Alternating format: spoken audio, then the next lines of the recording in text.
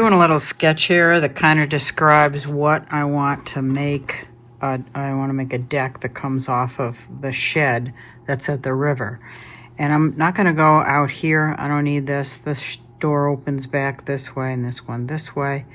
But I may eventually change this to a single door. I don't know yet. But in the meantime, I want to build a deck that comes out here. This is rough, obviously. Now, this line here indicates where the land actually lays. And I don't know if you saw my previous video, I put a French drain along here because water does come down. The road is up here somewhere. And it's hard to show elevation on this drawing, but the road is probably 3 or 4 feet higher than this area here, and it goes downhill. So it's definitely 4 feet from the top corner of the shed to where the land hits. And the French drain is along the base of the shed. And we also have metal underpinning, or whatever you want to call it, not really underpinning, but it holds the water back and animals from getting in underneath the shed. That's the idea anyway. So this road is considerably higher than, well, this area here, but it's kind of sort of level. That's what I want to do, find level. So I'm going to go and buy some of those, I think they're cement footers. They have like notches in them. So you can put a board across there. You could put a board across that way. But I'll buy 2 or maybe even 3, because this span is kind of long. I don't know what it is exactly. But if I have 3, there'll be plenty of support here. And I'll just dig these into the ground and bury them. Why am I not burying footers here, cement? Because I don't know how much this is going to move. And I want to be able to adjust these things and make sure that this deck always stays level. So once I get that in, I'll start putting, I don't know, ledger boards, whatever they're called, all along here. I don't know what they're called, but this is the general idea. And then I have long boards in the back that I think can go this way. And there's my deck. Now, what I think I'll also do is put a, okay, so my drawings aren't the greatest. A railing up. Leave this open. Put a railing here and a railing here. Hook it to the shed. And then when I open the door, it will only open so far, which is fine. And then put a railing that goes across here, and put another board here, and hook this up. Lines aren't exactly even. So why am I doing this? I want to have this as a space to work. I have a generator. I would stick this on the generator. I also want to put like a little awning up here. But I have a transom window up here on the shed. And I don't want to block that. So the ledger board for the roof has to go underneath the roof lip, or whatever you call it. I don't know what you call these things. Anyway, that will come out, and it has to come out at an angle where if you're walking out here and you're 6 foot or so, you don't whack your head on the corner of the awning, because it will go across that way. So that's critical too, that this angle has to be adjusted so it drains, but also so somebody didn't whack their head on it. I may also put a gutter on this edge to drain off this way, just so I don't have a problem with erosion here at the driveway edge, because the driveway is going to be about there. Okay, I will show you how I built that. I'm moving this big rock that was over here. I'm going to try and push it down over there. And I'm using it little by little with that pry bar. I'm not filming it because I'm doing a time exposure. out there. You can see my camera. I'm filming the guys putting the cement underneath the eroded bank over here. Slowly but surely, getting it down. Just going past the shed. Got another 6 feet or so. Ready? Yep.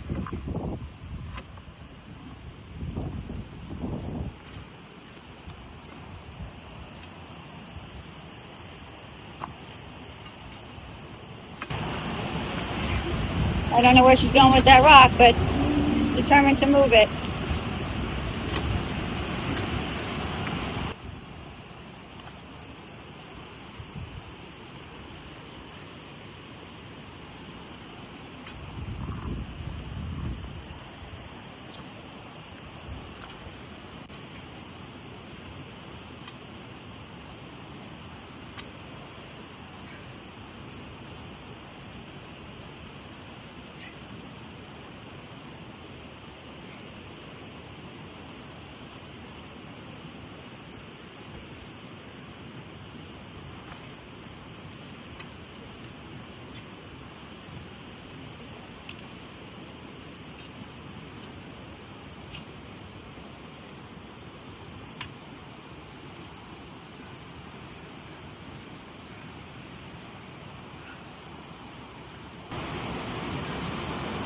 It's hard work. What are you doing with it? I'm just gonna leave it over there because the deck's coming here. I want it outside the deck. Could have put it on the driveway. For a stone up there, for a step right there.